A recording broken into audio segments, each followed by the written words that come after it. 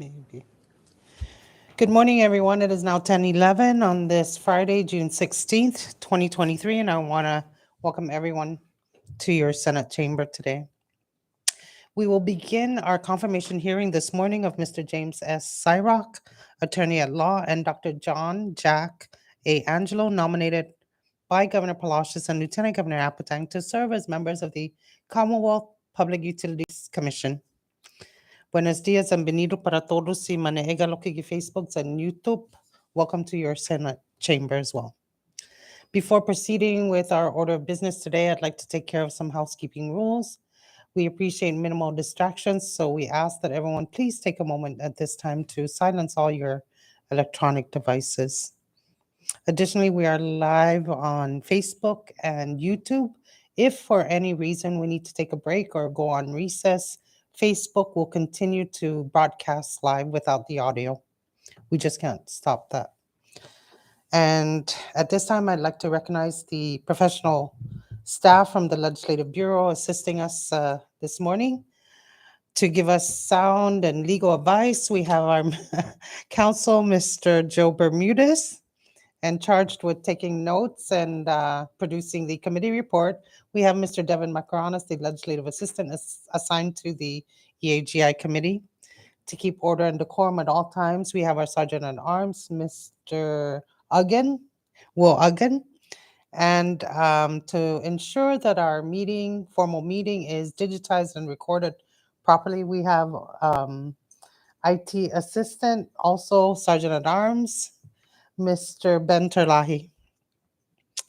And I will now recognize Legislative Assistant Mr. Devin Macaranas to call the roll of the committee.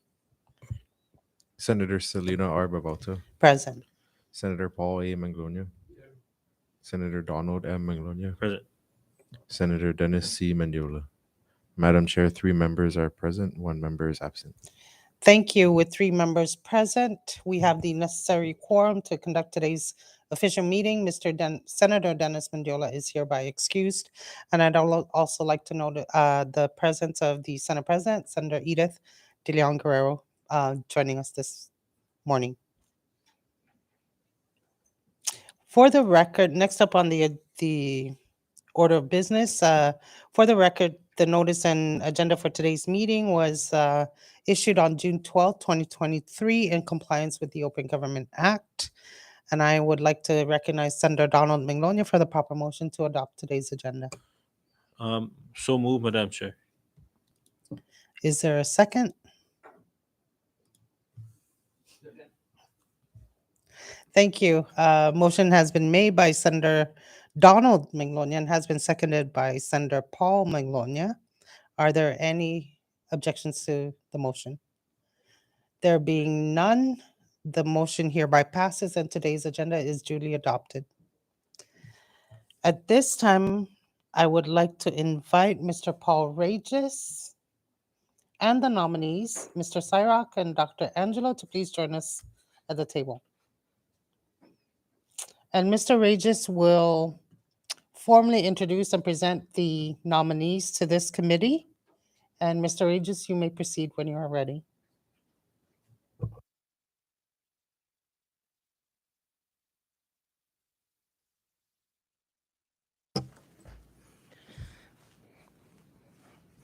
Good morning, Halfaday Antiro, Chairwoman Selena R. Babauta, and honorable members of the Executive Appointments and Government Investigations Committee, and to Senate President Edith De Leon Guerrero. Due to a conflicting of schedule on behalf of the Special Assistant for Administration, Mr. Oscar M. Babauta, I was personally tasked to proxy on his behalf. For the record, my name is Jean-Paul B. Regis from the Office of the Governor. On behalf of Governor Arno I. Palacios and Lieutenant Governor David M. Appletang, I thank you for the opportunity to appear before you today. I am here to introduce the Governor's nominee for Public Utilities Commission, a former 8th grader teacher of mine, Dr. John A. Angelo, better known as Jack, and Mr. James S. Cyrock, attorney at law. Dr. Angelo is an experienced professional with decades of experience.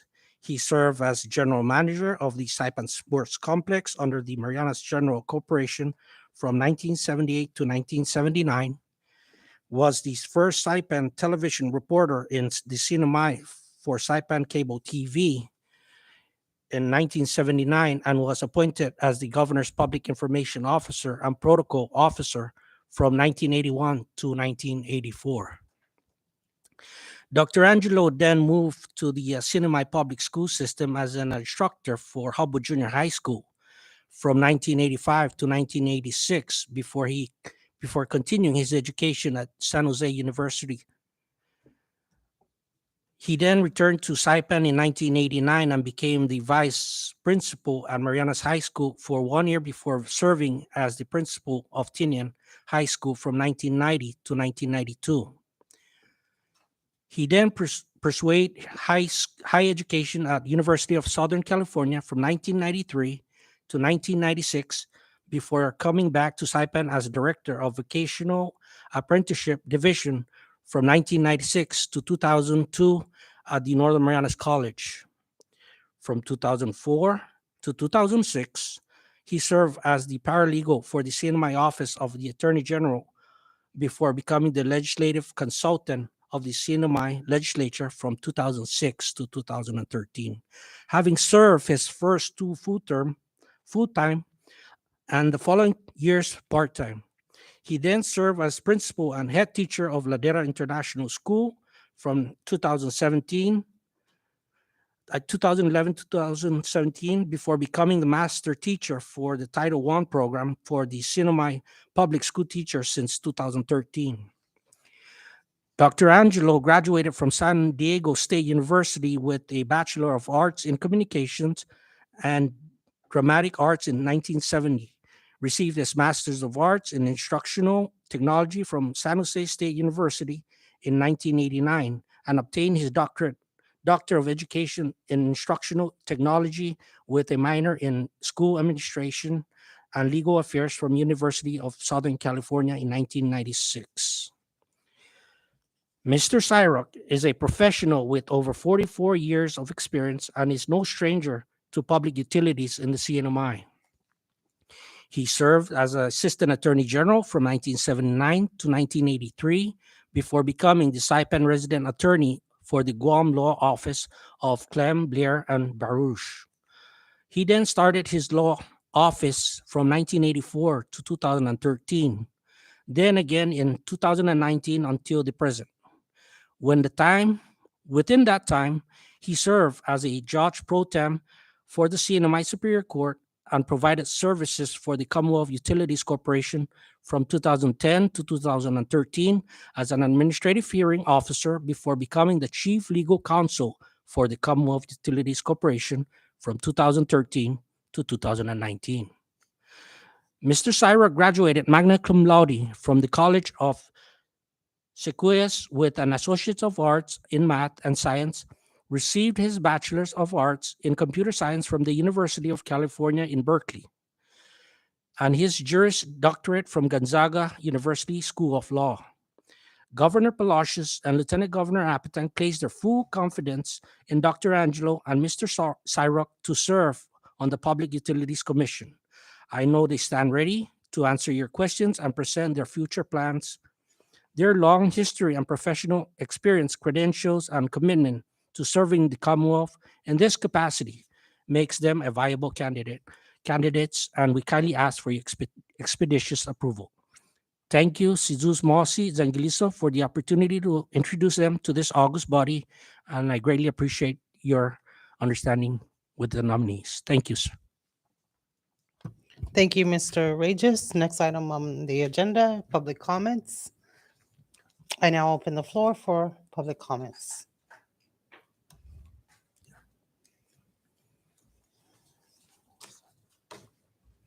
There being none, we'll move on. Today, we will evaluate the nomination from the executive branch in Mr. Cyrock and Dr. Angelo. These nominations require the advice and consent of both the Senate and the House to serve as members of the Commonwealth Public Utilities Corporation. And this hearing is a part of our democratic process, exercising the authority of the legislature to vet the credentials beyond academic and professional standing of nominees from the executive branch in support of, to recommend or confirm or reject the nomination to the full Senate body.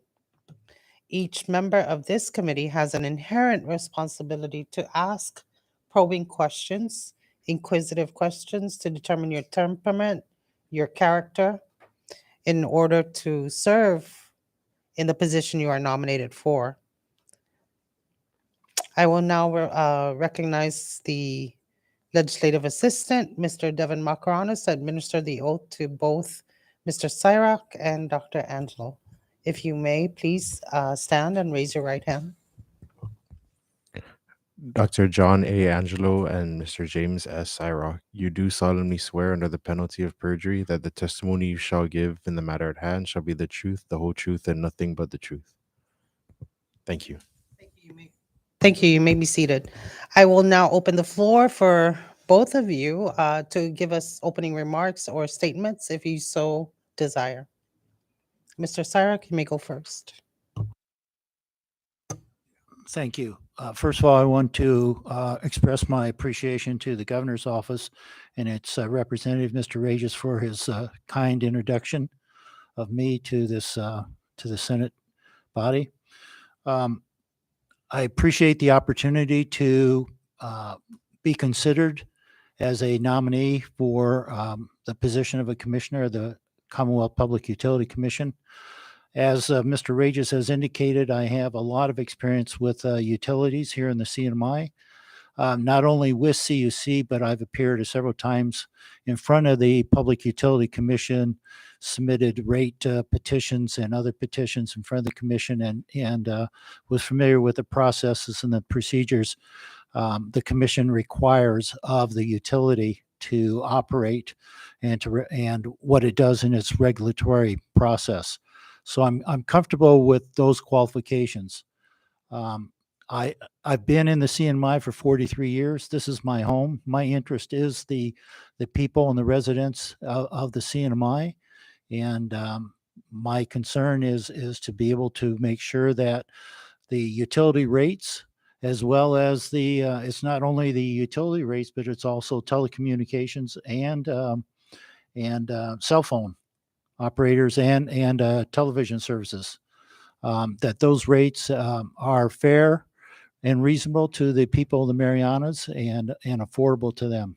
Thank you. Thank you, Mr. Cyrock. Dr. Angelo, you may give your opening statement if you so desire. Madam Chair and distinguished members of the Senate present here today, I too want to thank Governor and Lieutenant Governor for nominating myself to this, I think, very important commission. And I thank Paul, Mr. Regis, my ex-student, for those kind words that he spoke about myself. I started in this area of construction and taking care of community at 5 years old. My dad was a contractor for the city of San Fernando, California, and he hired me at 5 to straighten nails because he stressed to me the importance of maintenance and keeping old things still usable, not to just buy new and throw away. Then I graduated up to cleaning forms, concrete forms, preserving them. At age 12, I drove his skip loader tractor and his asphalt roller. At 18, I started my own construction company and enjoyed the hands-on work.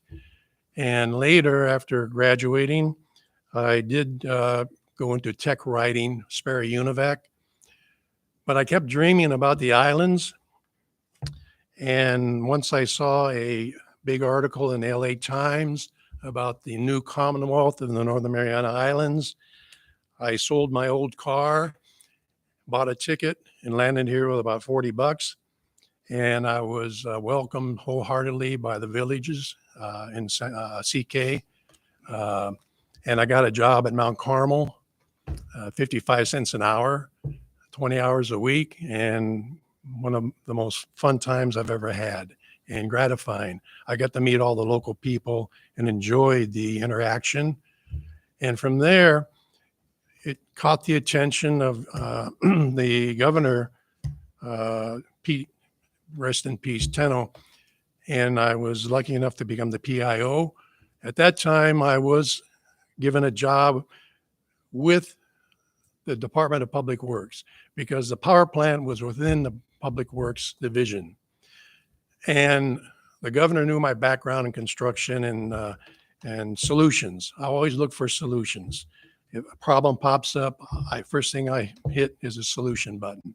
So I did have a good relationship with Director John Pangilinan, and we solved problems. We had a bad crankshaft, and I coordinated a C-130 to fly in Air Force to fly the crankshaft to Japan and back in an expedited way because we were short on power at the time. I also coordinated the Rhoda power plant situation back 81, 82, when they were completely out of power. We had an island generator here, and I contracted the Marianas Queen, a roll-on ferry. We rolled the generator on, went to Rhoda, set it up, and it turned out to be a very successful expedition.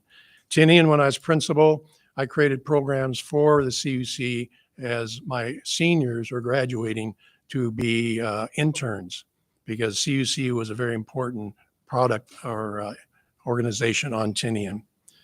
And after that, I went back into teaching, but always had a concern about our CUC power community, telecommunications, excuse me.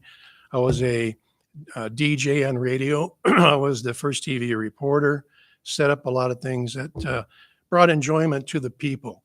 And I do have, like Mr. Cyrock says, a very big interest in the running of CUC in a way that it benefits both CUC and the customers with proper rates, checking the oil prices, and when they come in for rate adjustments, to be open about it, and also to be caring about the consumers, the residents of the CNMI.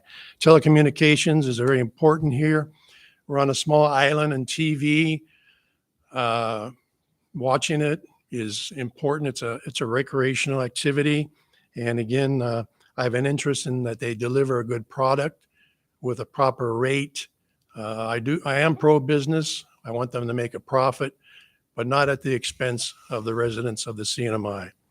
So again, I've been here 45 years. I got 1 year on Jim, and I don't want to brag about it, but I came here when it was really, to me, enjoyable. No street lights, no TV station. We had one radio station, which I was a part-time DJ, and enjoyed that with the golden voice of the Marianas, Frank Rogapes. And I learned a lot about the island through these connections to further my commitment to the community, mainly as an educator, but also as a finder of solutions, and teaching all the students I've taught here to always, always think of solutions, especially on our island of Saipan. We're small, we're isolated, and we all have to work together to create a safe and harmonious island community. Thank you, Madam Chair. Thank you, Dr. Angelo. Do you prefer to go by John or Jack? Jack. Thank you for You that. can skip the doctor, just refer to me as Jack. Thank you. I now open the floor for members of the committee to start their questioning of the nominees.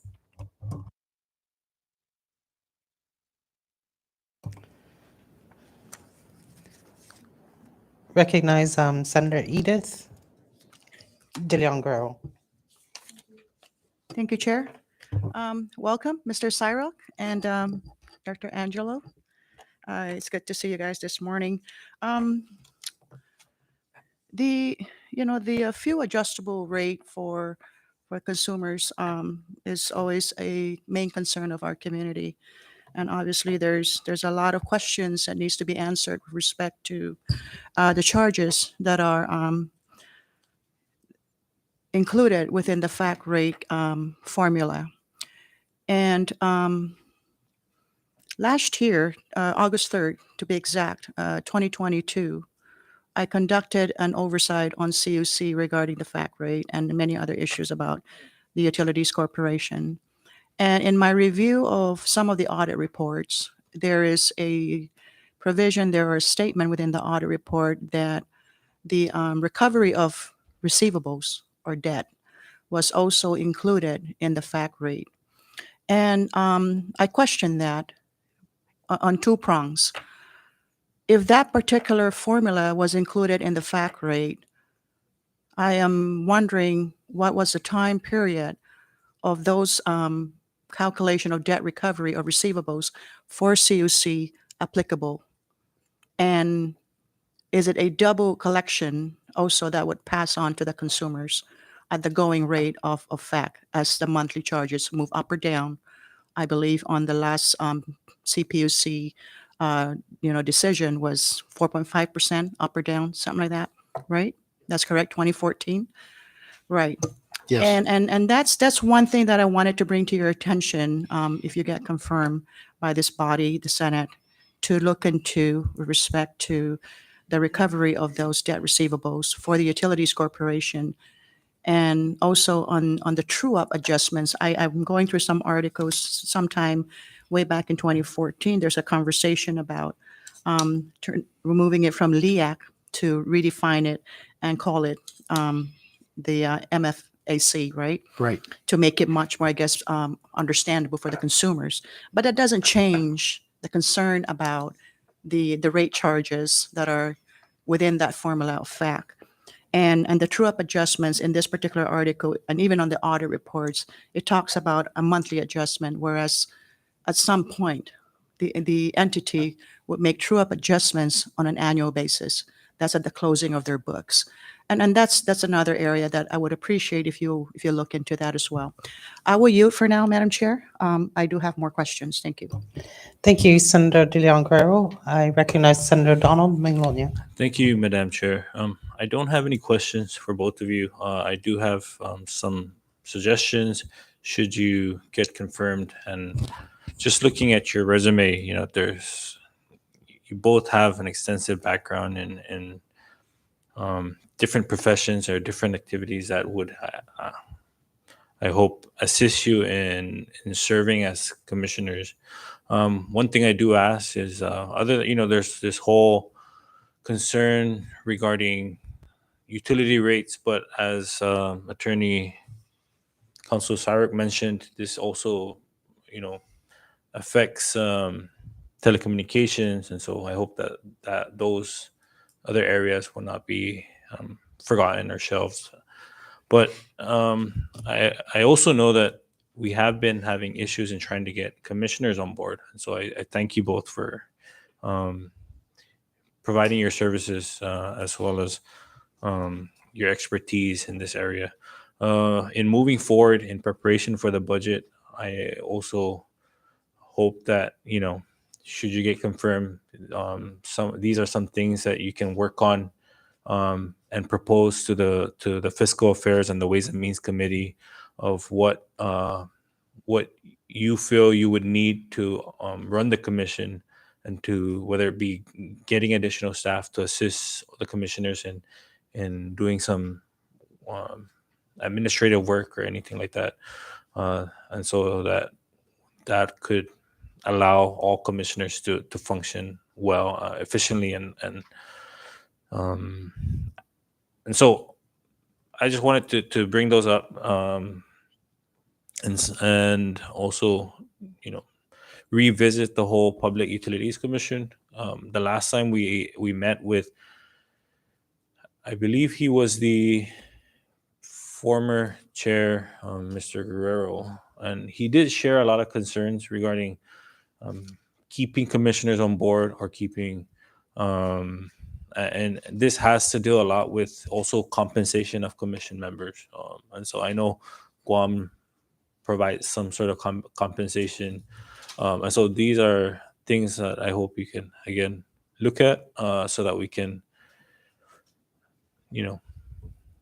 update the statute or ensure that the commission is properly managed, and to allow members to continue serving throughout their years and not run away when things get tough. And so thank you for your time, and thank you for wanting to be a part of this commission.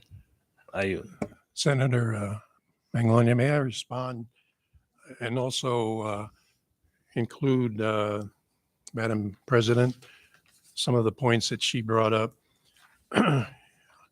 When I worked with the SNILD legislative body back in 2000, roughly 5, 6, up through 9 and 10, 11, I noticed things that were happening and I wrote legislation, and I was fortunate enough to have a key piece of legislation passed, and it was the CPUC Act of 2010. And this repealed and replaced the old 1239 CTC, which was just the Telecommunications Commission. The CPUC included a very important agency, the CUC. And it sort of came about because of a lawsuit that I filed with a legislator, pro se, to challenge the LEAC and these convoluted, complicated rate charging. And I proposed MFACT, that's a monthly, where you charge according to the monthly charge based on MOPS, the Singapore oil prices, where LEAC goes into a convoluted, rate where it extends for 3 months in the future. So even if the oil went down in price, you still had to pay the higher price if they figured it such, 3 months earlier. So we won our case, and we were given refunds. And but it brought to my attention this situation with CUC struggling with all their overhead and cost. However, they were at the time consulted by this big firm to figure out what the LEAC was, because it was so complicated. And it bothered me that all these charges, like the Madam President brought up, were being passed on to the consumers, the residents. So we fought that and won. And in the CPUC, the commission sets the rates. They look at the rates, and they look into these hidden costs if they may come up. And CUC has to justify it. And if necessary, the commission, I believe, should bring it to the legislature to let them be aware of this if a new amendment to the statute needs to be incorporated. The CPUC, sadly, from 2015-16 to, I believe, the present, has not had a quorum. And all this time, they've run without any oversight. And this allows, I believe, any company, organization, everybody needs oversight. And I think Joe Guerrero, I talked with him, and he asked me to write, and I wrote twice to the governor's office in 2016 and 18 to be a member of the commission, because it is challenging, and you do have people approach you to be a miracle worker. And I said, I'm willing to try my best to help the island. And again, with Mr. Cyrock, I know he will be a very fine commissioner. He knows the ins and outs to make sure that the rates are fair to the residents, but also keeps CUC afloat. And the receivables, they have to be addressed so that these receivables are not passed down also to the consumers. So again, it's a sensitive area where you go after the various agencies. Like I even read in a paper yesterday, I think it was, the judicial branch wants a waiver of not having to pay and be disconnected. And this gets to be into a dangerous area of who then pays for these charges for the rates. So again, I'm very concerned about certain areas. Telecommunications, Docomo has a monopoly of television entertainment.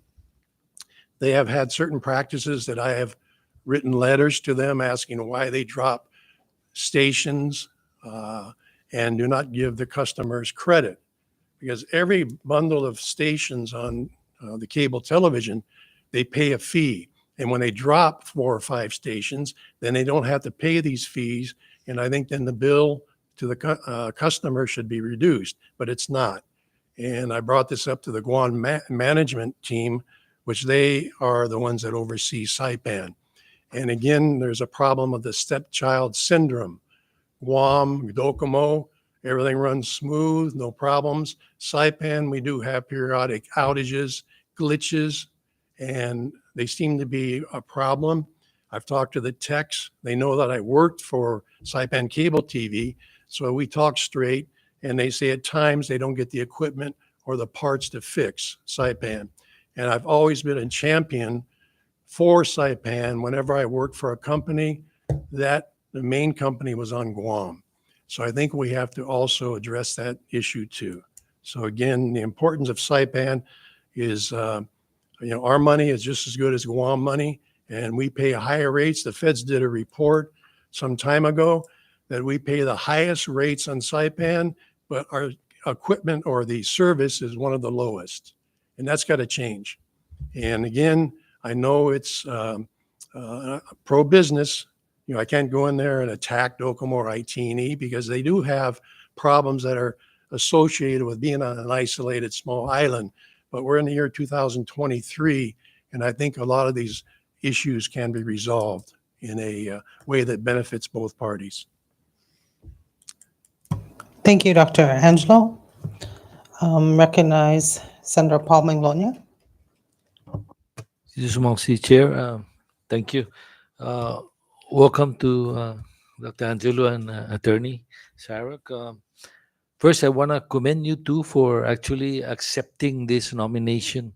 And I mean that seriously because, as you pointed out, Dr. Jack, we've been struggling to try to get a quorum with the Utility Commission. In fact, in 2019, after many follow-ups, I also asked our legal counsel. I emailed her and asked her to explain the situation with PUC. And at that time, in 2019, we still have only, I think, two PUC members, and the third one was going through the process. So we never really had a quorum. And you're right. Well, we didn't have a quorum since maybe 2015. The law was such that even one member, we had to come up with a language that says, even if there's only one member, then that one member becomes the commission. So as you can appreciate, it's very hard. I don't know whether it's hard to get commissioners, people to volunteer their time and energy and understanding, the utilities and rate structures and the work that comes behind it, right? There's just so much technicality you have to understand, and hours of trying to read and understand the various utilities. But it seems like not many people would really volunteer and accept this. On the other side also of the coin, I'm thinking that maybe past administrations just don't want to appoint, because if you don't have a quorum, then that means you can proceed with projects that you don't need the utility commission to approve, and is the reason because they want to expedite it, because they see the utility commission as being obstacle or something. I don't know what the reason is, but for me, I think the public law is very clear. It's supposed to serve a public purpose, right? And protect the consumers and make sure the rates are reasonable, like you explained. So I can overstate my appreciation for you two in accepting this. And then the irony is that we even make it harder. Now you have to not only go through the Senate, you have to go through the House also. So on one hand, we're trying to get people to come on board, and then we're making it difficult to go through the confirmation process. So I hope that after we approve you here, the House can work on your confirmation also, so that we can have a fully established utility commission. So I don't know, Madam Chair, is that I think that this was in 2019, but I don't know if that's still the situation today, that we don't have a quorum. I don't think we have a quorum right now, so we still don't have a quorum, and uh, so we have to rely on the agencies in some of the projects that we're following up. For example, solar projects, net metering issues. When they come back to us and say we can't do that because this and this affects our rate structure and affects this and this, so we're just kind of like uh, having to depend on their own opinion. Where there's a law on net metering, they should apply it. Speaking of net metering, I understand there's even one middle income housing project in Gualurai. I think more than 50 units. They all have installed solar system there, but they're not being used for a couple years already because of net metering issues with CUC. I mean, I really don't know how they would allow this to continue on further when they have paid for, installed in these new units, and we're not using those. But so I guess my point is, I really appreciate your acceptance of this appointment to take on this responsibility and challenge to help us with our rate structures. And speaking also of rate structures, we had a meeting here in this chamber with, for example, the hospital. Okay, because we were discussing there's one bill by former President Judah Snyder, for example, that wants to put the hospital under the I believe commercial rates from government rate, because government rate is so high. So they want to put it under commercial rate. The point is, we did that also in several years ago with PSS. But the thing is, there was never any true study done with the classification, with the rate structures.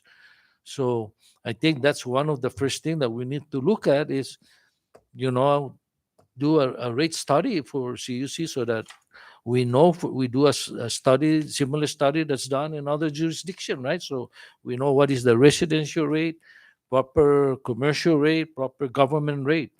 But it seems like the CUC never really, in our questioning, they went to some kind of study, but they never actually implemented it, or they stopped short of talking about it.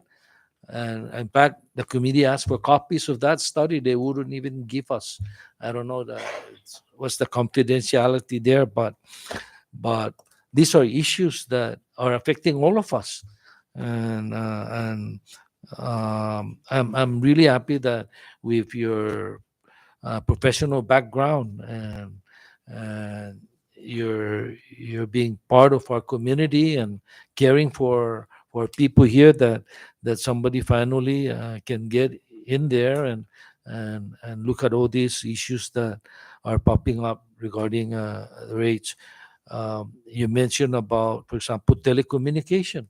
Well, I know this is not directly related to rates, but the Telecommunication Act says that compatible services between the islands. But imagine decades later, there are signs on Rota around the island that saying, be careful, there's no cell service ahead. So they're telling the tourists to turn around, or people to turn around, because if you continue going around the island, you're going to not have cell service, right? There's no communication, and maybe they're worried about their safety. But these are issues that we need to follow up with the providers, because we understand in the beginning that they don't have to look at all these services, eco level services, right?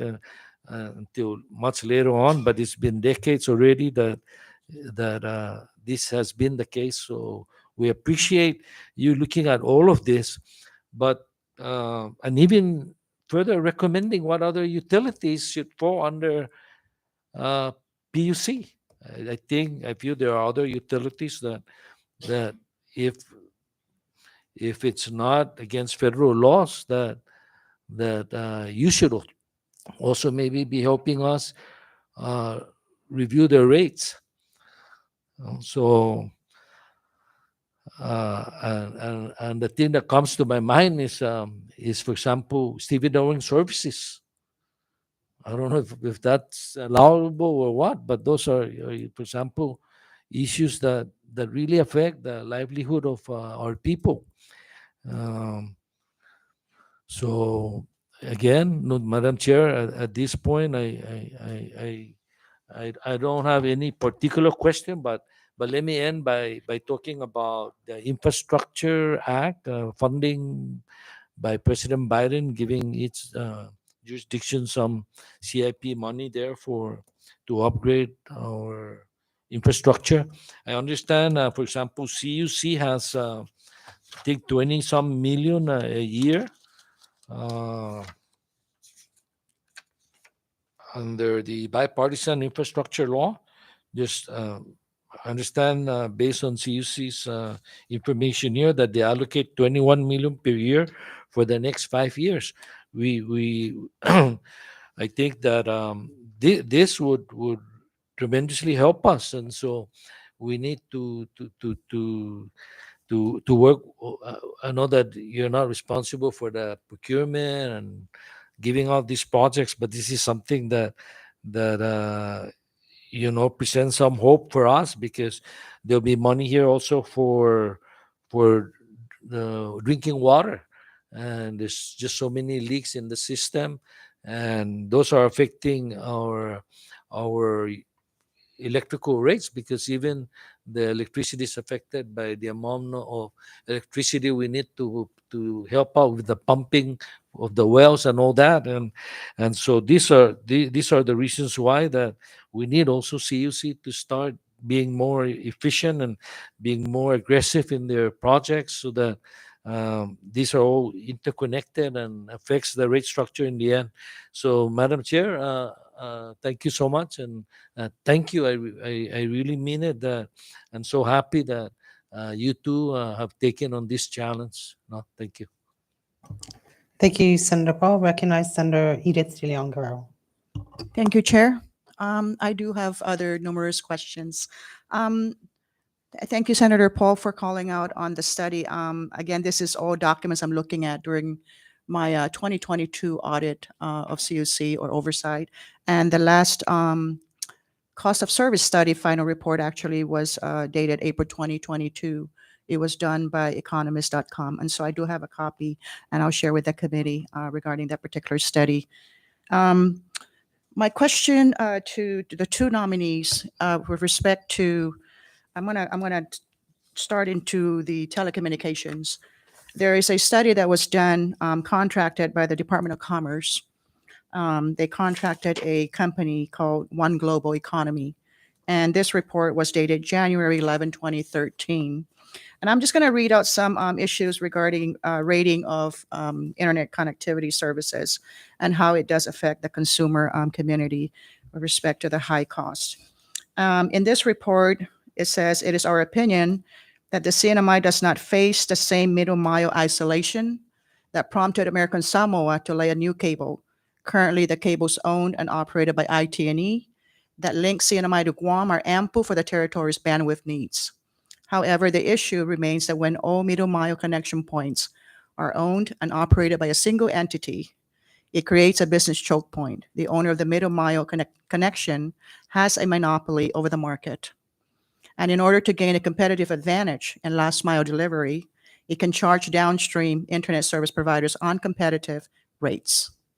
It is our opinion that this type of middle mile monopoly may have led to market inefficiencies in both American Samoa and the CNMI, which is why we recommend that the CNMI PUC request local internet service providers to disclose their total meter mile capacity, the capacity they use for their own customers, the capacity they lease out to other companies, the price they charge for a lease line such as DS3, and their cost of operating lease lines. I'll be more than happy to provide you to a copy of this particular report. I would do that. Thank you. I'm going to move into the commodities market. During my oversight with CUC, we noticed that on the local papers, they always come out with today's monthly notice from mobile is such. And we understand the pricing, right, when they trade commodities on the market. And I believe they're trading it off the Singapore exchange, MOPS, correct? Yes. Okay. During my inquiry with certain information, I received a letter from the Utilities Corporation that that particular information I was asking for, the monthly notices to CUC, cannot be reviewed because it is proprietary. And now that really struck me as why would that be proprietary when they are announcing it on the local paper to their buyer, which is CUC, that the rate has changed or the commodity price has dropped or went up, whatever. And I'm thinking that CUC being the client and consumers are its clients where they buy service for utilities, why would that be such a proprietary information with respect to what we are trying to address with the fact rate and how we could assist our constituents, our consumers in the Commonwealth? What I'm leading to is co-option, where I would think that ExxonMobil, most likely, is buying the commodity, of course, and we're purchasing it from Singapore market, correct? Yes. And that would be the platform that they're exchanging the commodity on, which is MOPS. And when you do out a co-option, you're obviously watching that market commodity to buy it at best price, right? And then when that fuel is sold to the Commonwealth at that time, when that co-option was exercised, could it be that they are charging the Commonwealth people, CUC being the buyer of the commodity at current market price, rather than when they executed that co-option at that time period? You understand what I'm saying, and I know you do. And this is why I want to bring it to your attention as nominees for the CPUC Commission to please look into this. Okay. Because I am coming to the point of where we talk about monopoly, it's moving into the direction of the antitrust law. We might just have to go there. If this particular matter is not addressed, and if this particular matter is not disclosed fully to the people of the Commonwealth, the payers of FAC, it's killing the households. And this is very technical conversation, what I'm talking about. Ordinary people may not fully understand what we are talking about co-options. But this is why this kind of conversation at this level needs to be discussed, so that people that are fully aware of the investment market on trading commodities, that the ordinary citizens of the Commonwealth is not being cheated on the pricing of commodities, because likely, I am very confident on this, that the rate transferred down to the consumers is actually at current market price, where it's detrimental to them, not at the time of purchase when the co-option was executed. So please look into that. Okay. I spoke about audit reports of CUC. And back in 2019 audit report that I read, where I asked the utilities to explain, and I'll quote the audit. It says, the CUC 2019 audit report shows a change in recovery of fuel cost of $1.7 million. 2018 audit states $2.1 million. And 2017 audit states $544,000. And for FY20, it ballooned to $7.3 million. And I asked CUC to explain to the committee how these recoveries, if any, have an effect on the FAC cost passed on to ratepayers. And if none are the credit recoveries treated as an expense under non-operating revenues in prior audit years, taken down from earnings before change in recovery of fuel cost, held in CUC revenue-bearing accounts. I have issues with this, and I truly believe that CPUC should look into all of these matters, because if it takes for years back to make adjusting entries to the ratepayers, and so be it, because the consumers deserve so, to be given back credit to their account for all of these discrepancies that are called out in the audit reports, to include trading commodities on the exchange market. Thank you so much. Thank you. Thank you, Senator Edith De Leon Guerrero. I have just a few comments, nothing really in terms of questions, except a few light questions. I want to thank you guys for agreeing to serve on this important committee, as all the other members have mentioned and alluded to. Certainly, we need your expertise on this. We recently also confirmed Mr. Simon Sanchez and Mr. Rufo Mofnas to serve on the CUC board, and I want to state that would be a compliment to having you, Mr. Cyrock, and Dr. Angelo serve on the PUC board commission as well, because you guys have the expertise in this field, utilities, and Mr. Rufo Mofnas was a former comptroller of CUC, and he certainly lends those skills and expertise in terms of the financing and financial stability of CUC. I also am glad that Senator Paul brought up the bipartisan infrastructure law, the BIL law, approved by Congress. It is a great push, and there's a lot of money that President Biden is pushing out, including the territories, to transform their utility systems into renewable energy. I suggest that you look into that law and see how the PUC can also avail of those grants, because I think there is a nexus for the PUC to get some of that funding, whether it's to do a rate study on the rate structures or otherwise. So I recommend that you guys look into that. I want to hear your thoughts now. There is a current bill in the Senate. I believe it's still in the Senate. I'm not sure if it was passed, to separate the power and the water services from CUC. Can you lend us your thoughts on that? And I know that the PUC strictly handles rate structures, but I think it is in line with what CUC does. The board that you will be serving on, if confirmed, closely has to work with CUC board and their management team. So can I hear from you, Mr. Cyrock? You've been an attorney for CUC for quite a number of years. I'm aware of that. Would you lend us your thoughts on the separation of both? Because the water division is under a federal stipulated order by the district court. And that has been in place for well over 14 years, and they still have not complied with all the 14 mandated orders by the federal court. So I think that jeopardizes our power section of CUC. May I hear from you, Mr. Cyrock? Yes, thank you. The stipulated order 1 deals with the power. Oh, Stipulated order 2 deals with water and sewer.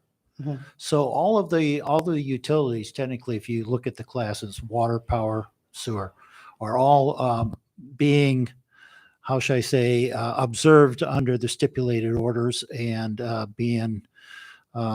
they're subject to various conditions that are being overseen by the federal Judge Carter.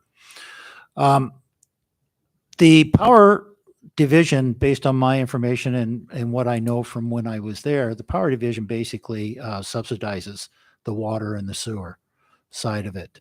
The water and sewer just are not making any money at all. And I think you probably will get that answer from CUC.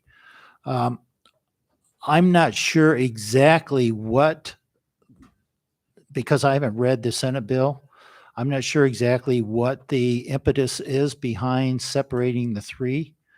I don't think that it's a bad idea in the sense, but I'm not sure that it's going to have an effect on rates in a positive way right now, based on the fact that they can't stand alone. Water can't stand alone. You're going to have to increase the water rates.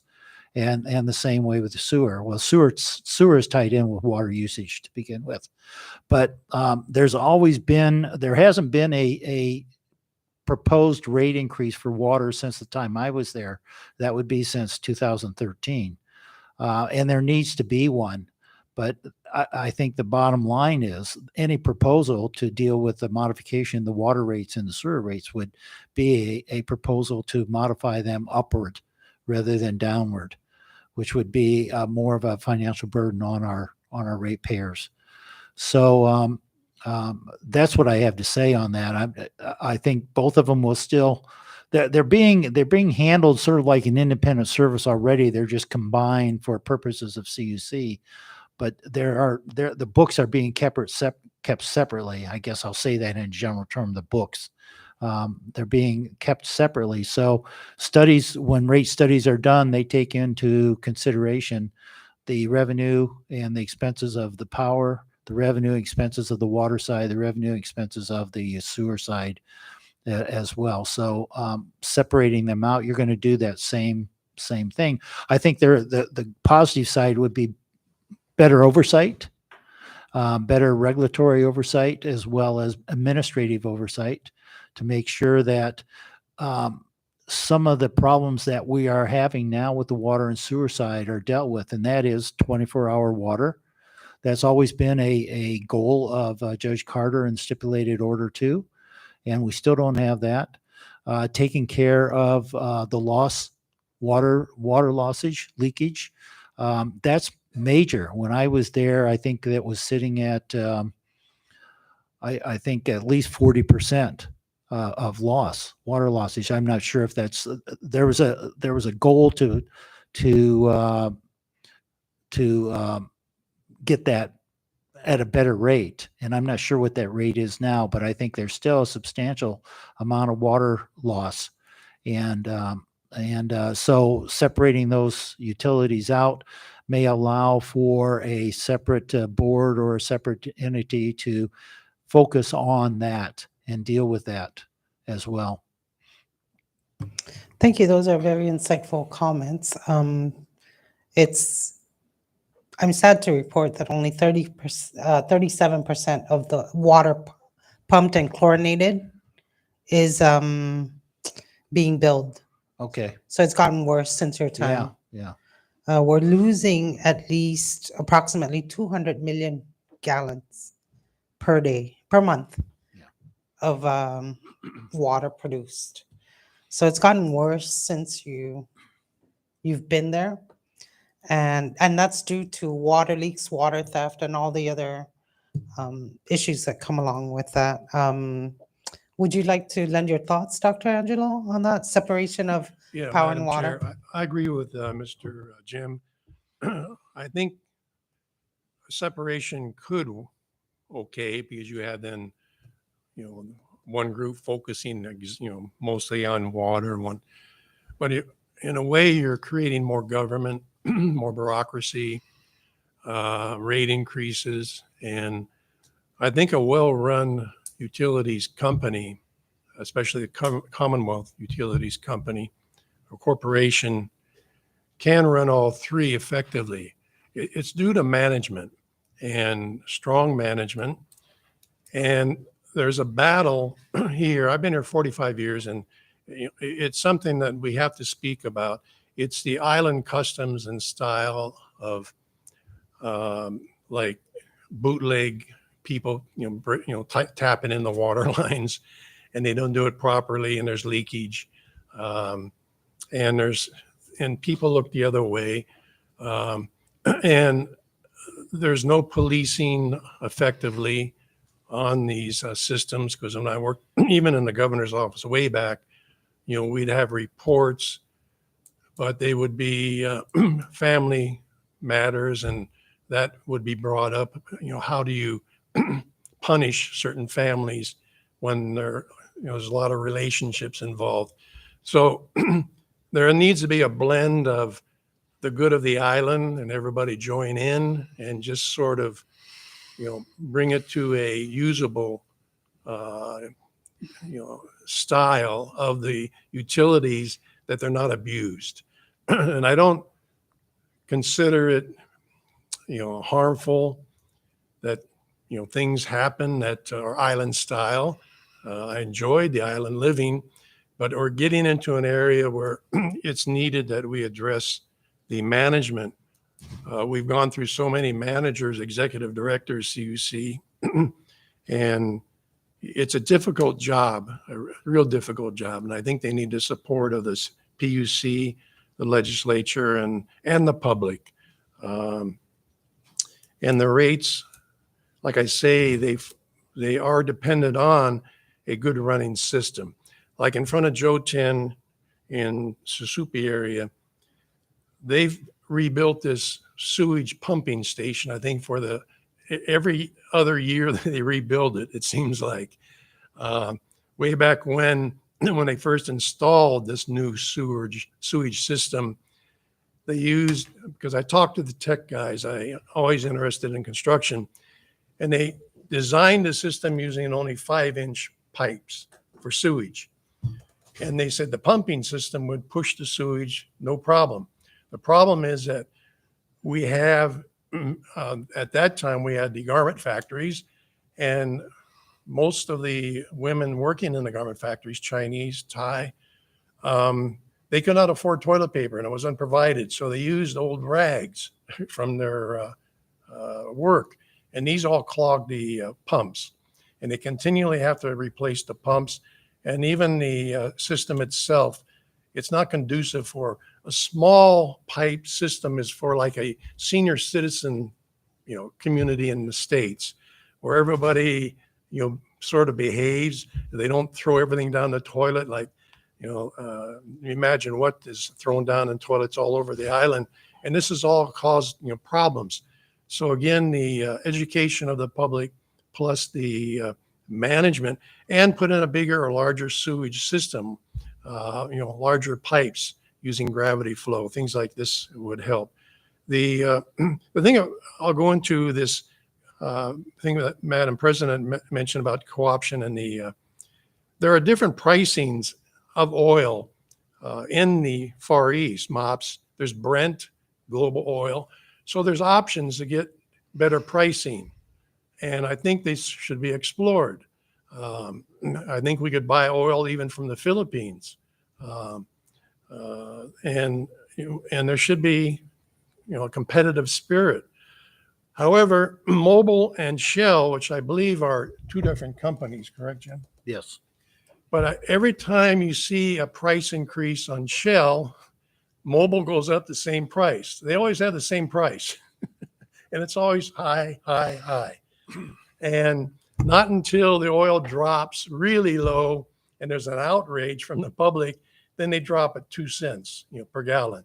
So again, when I was working in the legislature, I did an analysis of Mobil monopoly with Shell, and it didn't get to the floor. It was stopped, and I think it was stopped by lobbyists for Shell and Mobil.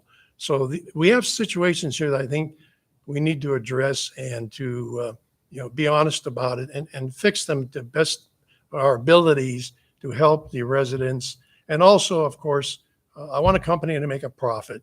They have to make a profit.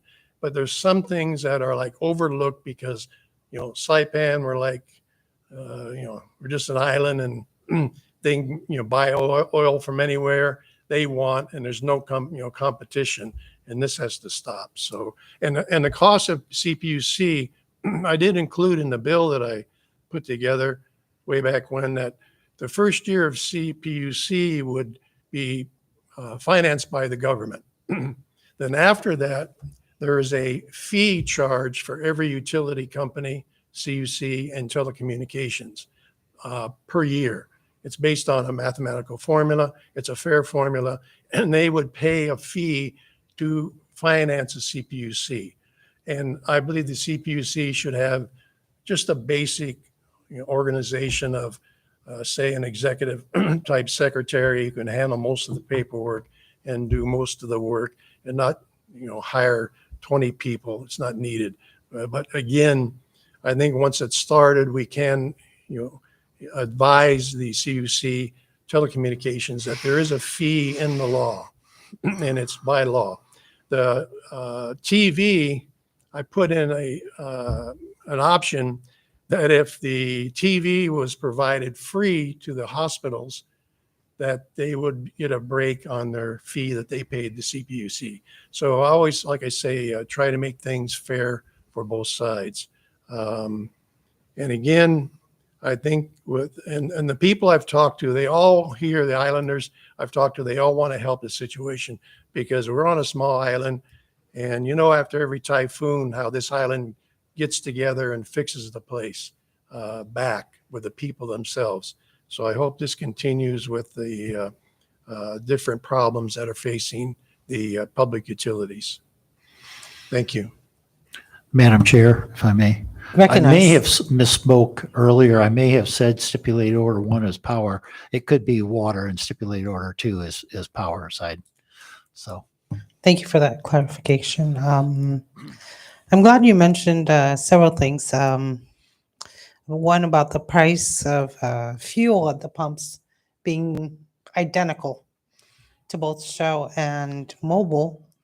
And I'm working on an initiative to turn the CNMI into the shipping hub primarily, and the motivation for that is to lower the fuel cost, especially to Tinian and Rhoda, because they are paying fuel at the pumps upwards of $7, $6 to $7 and more in Tinian and Rhoda. So I'm working, but that takes a lot of meetings and coordination with other interested officials that I need to get involved. The Department of Defense, MARID. So I'm working on that initiatives, and I know it may not be fulfilled immediately, but at least if we lay the foundation for that, that was the motivation to try and turn the CNMI into the shipping hub, because we have our Jones Waiver Act, something that Guam does not have. And I think we are underutilizing that for investors, for even for our own economic prosperity here in the CNMI. And so that I wanted to mention that ahead of time. And if at some point you are both confirmed, I would like to sit down with you and see how also we can add you guys to the mix of these conversations with the Department of Defense, because really that is my motivation, is primarily the cost of fuel coming to the CNMI. Before I forget, Senator Donald mentioned that he's our Fiscal Affairs Committee Chair here in the Senate, and he mentioned earlier that he's preparing for the budget, the CNMI budget for FY 2024. So if confirmed, I hope you guys immediately look into your budgetary needs as CPUC, because we have a self-imposed deadline of early to mid-August to approve the budget. So if it requires hiring administrative staff, please let Senator Donald know. I mentioned earlier about the bipartisan infrastructure law. There's a great push by President Biden to go green by 2045 or 2050, if I'm not mistaken.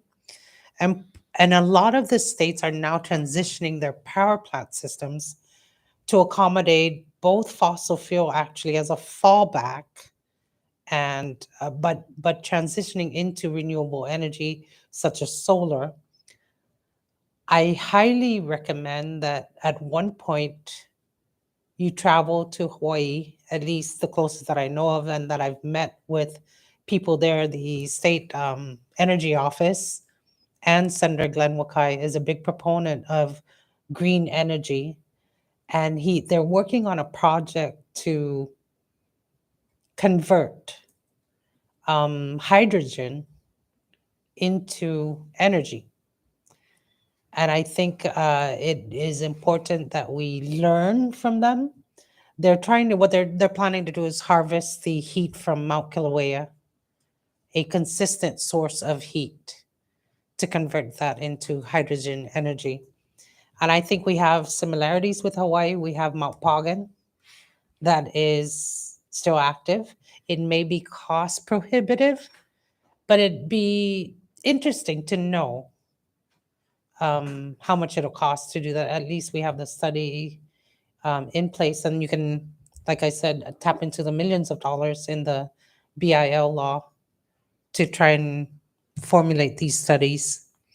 Currently, there are three rates for CUC, residential, commercial, and government. The hospital, the lone hospital, has been begging to go on commercial rate rather than government rate due to their high cost and high need for power at the hospital to run everything. Would you support, if confirmed, can you tell us your thoughts on trying to convert them to commercial rates so they can save a little? Mr. Cyrock, you've been there when CHCC first owed CUC a lot of money, and it keeps growing. Right.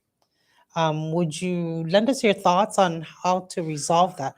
We're trying to help them resolve it, but there's only so much money we can appropriate. Right. Yeah.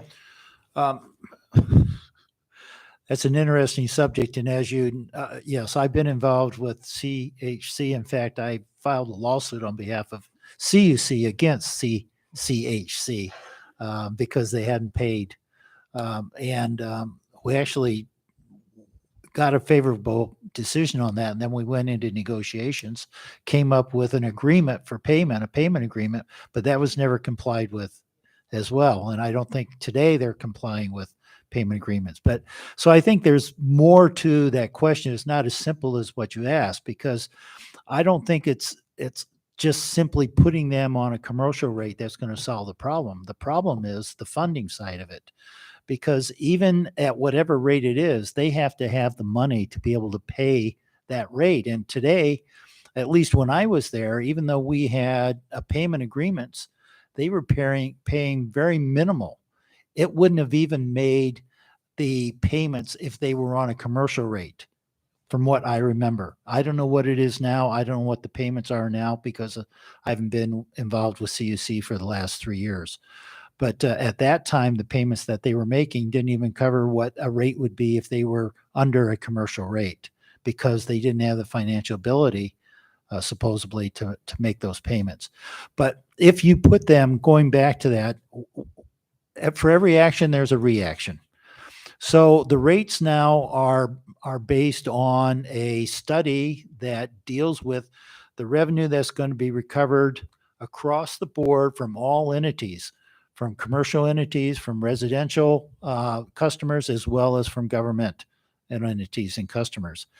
And so once you lower that revenue by lowering the rate that an entity is paying, that means that it's going to have to go up somewhere else, or someone's going to have to subsidize that. So at the end of the day, and CHC is a big power user.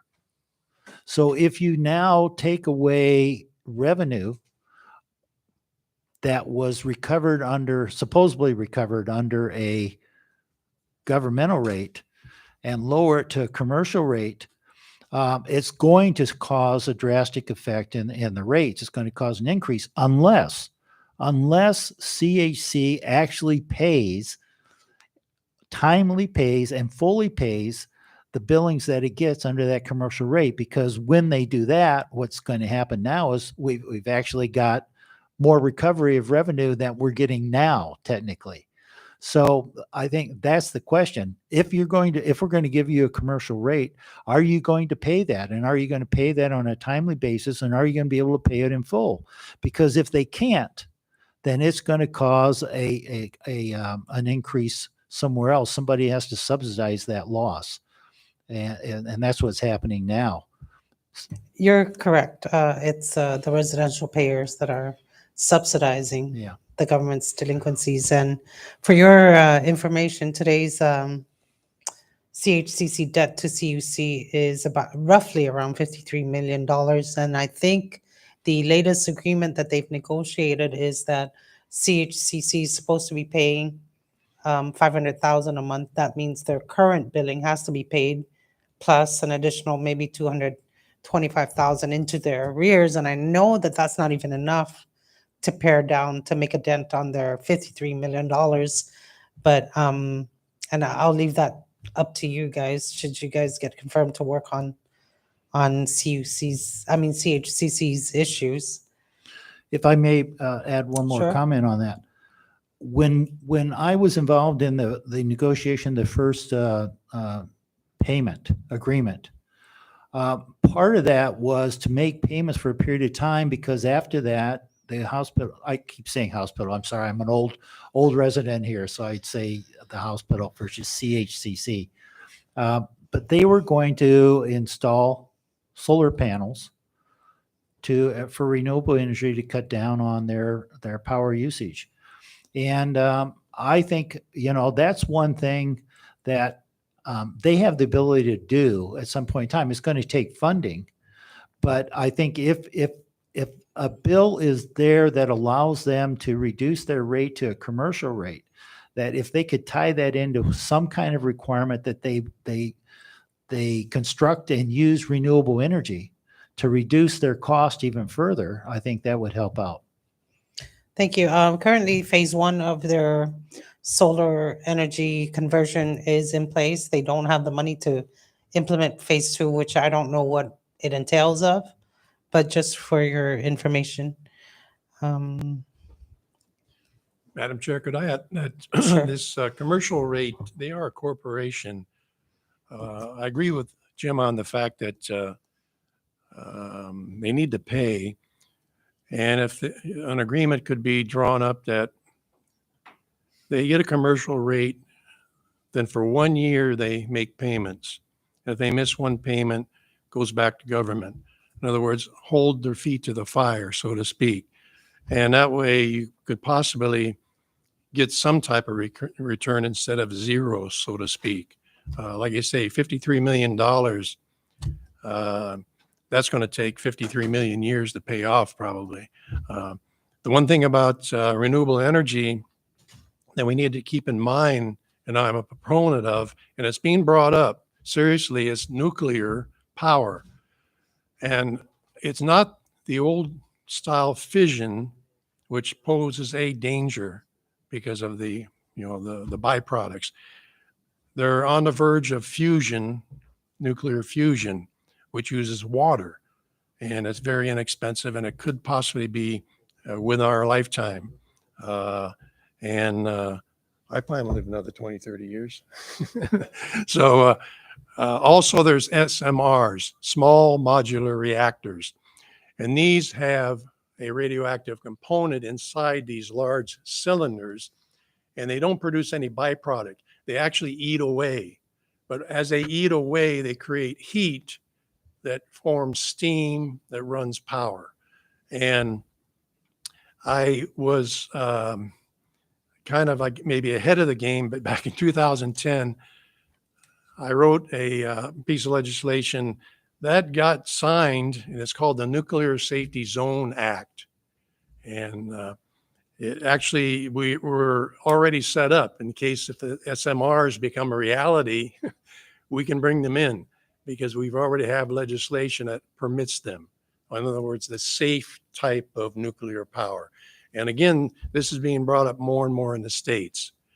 People have this always vision of nuclear power, Chernobyl, and others that have exploded, but this is just poor operation. But the modern world, I think, is becoming more and more forward and futuristic with this nuclear type power. And I hope it comes to be a reality to help not only CHC, but others too. Thank you, Dr. Angelo. We really don't have much questions for you. We're not the experts in utilities. I'll recognize Senator Paul this time if he has any other.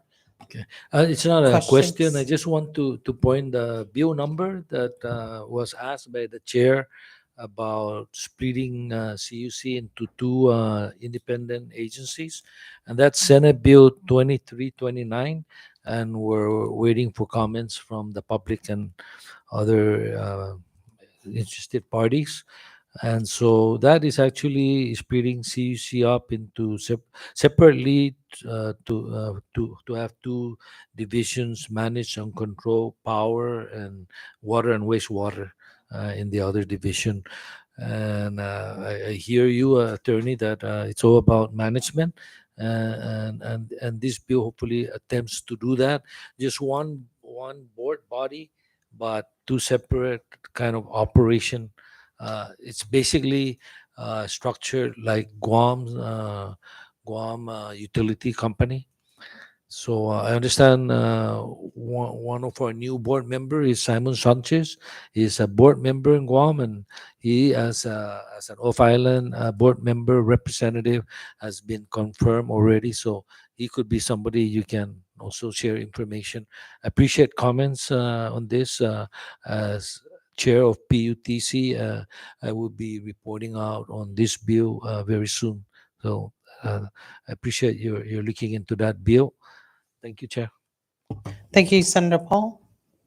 I'm also glad you brought up the topic of telecommunications because that has been a part of the utilities that has long been abandoned. It has not been regulated in any way, I think, in the last decade. And I think we need to adapt telecommunications in today's modern world. One of the issues, and I was thinking about this last week, is that we don't have a secured government line, meaning we are using IT&E's fiber optics for our internet, government internet, and for sensitive agencies such as Homeland Security, Department of Public Works, they need some kind of secured line like they do in the military. So I hope you can look into that and see how we can bring that here, at least a limited capacity for agencies that do require that in their operations. I don't have any other questions or concerns at this time. There can be no doubt your qualifications and, of course, your educational standing, professional standing are beyond exceptional to serve on the CPUC.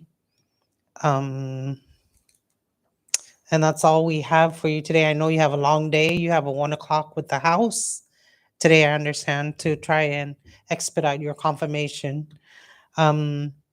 So I just wanted to say that on behalf of the committee, we have determined that your qualifications far exceed what is required for CPUC commission.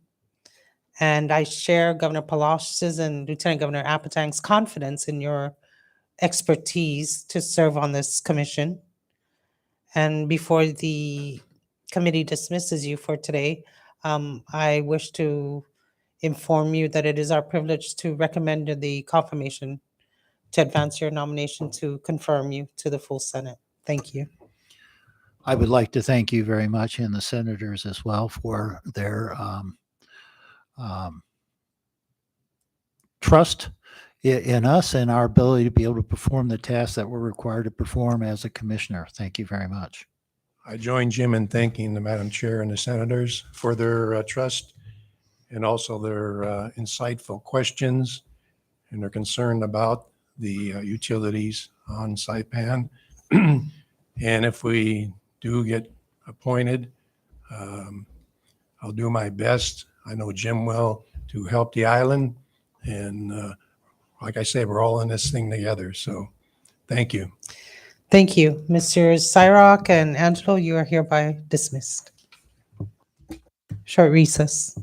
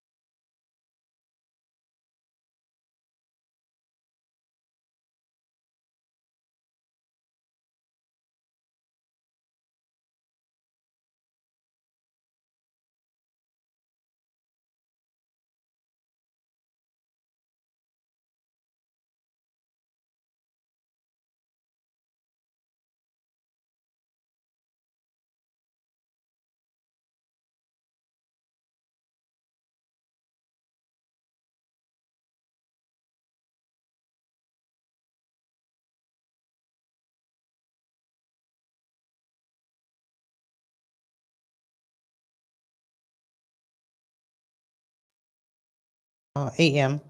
Next up on the agenda is miscellaneous. Do any of the members have anything to announce? Recognize Senator Donald Magnolia. Thank you, Madam Chair. For those watching right now, I just want to invite the Rhoda public to come out on Tuesday to provide your comments for the Rhoda nominees, Ms. Valerie Atalik, Dana Calvo, and Elvira Meskin. And so the hearings will begin at 10 a.m. On Tuesday. So if you have any comments you would like to give in regards to those nominees, please feel free to stop by the Rhoda Mayor's office. Additionally, on